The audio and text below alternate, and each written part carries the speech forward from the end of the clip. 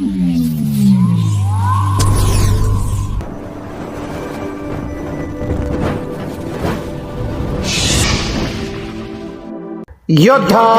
News Marathi.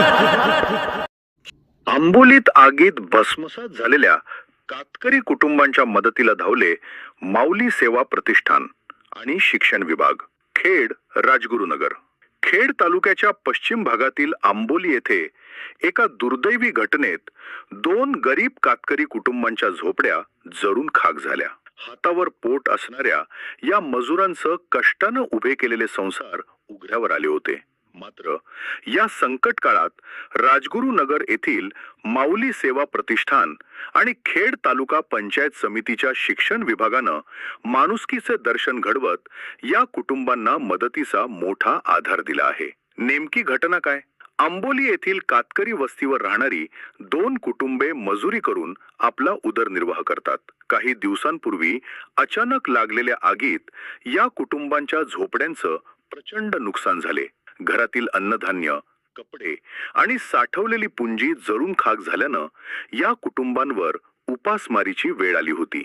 मदतीचा हात, किराणा आणि जीवनावश्यक वस्तूंचं वाटप. या घटनेची माहिती मिळताच माऊली सेवा प्रतिष्ठाननं तातडीनं मदतीचा निर्णय घेतला. संस्थेच्या वतीनं या दोन्ही कुटुंबांना पुढील 2 महिने पुरेल इतका किराणा माल देण्यात आला. त्यासोबतच वापरण्यासाठी नवीन कपडे, अंथरूण पांघरूण, सामानासाठी बॅगा, इतर सर्व महत्त्वाच्या जीवनावश्यक वस्तू.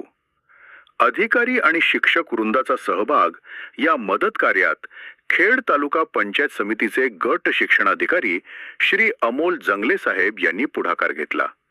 त्यांच्यासोबत शिक्षण विभागातील प्राथमिक शिक्षक वृंद, खेड तालुका प्राथमिक शिक्षक पतसंस्थेचे माजी उपसभापती संजय घुमटकर आणि श्री अमर शिंदे यांनी प्रत्यक्ष उपस्थित राहून पीडित कुटुंबांना धीर दिला आणि मदत सुपूर्द केली. सर्वत्र कौतुकाचा वर्षाव. माऊली सेवा प्रतिष्ठानने सामाजिक आणि शैक्षणिक क्षेत्रात नेहमीच अग्रेसर राहून गरजूंना न्याय मिळवून दिला आहे.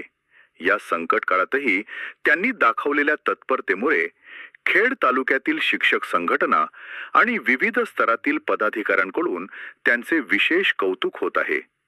एका सामान्य कुटुंबाला पुन्हा उभं करण्यासाठी केलेल्या या कार्याला सर्वत्र शुभेच्छा दिल्या जात आहेत.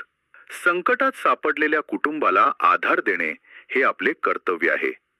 माऊली सेवा प्रतिष्ठानच्या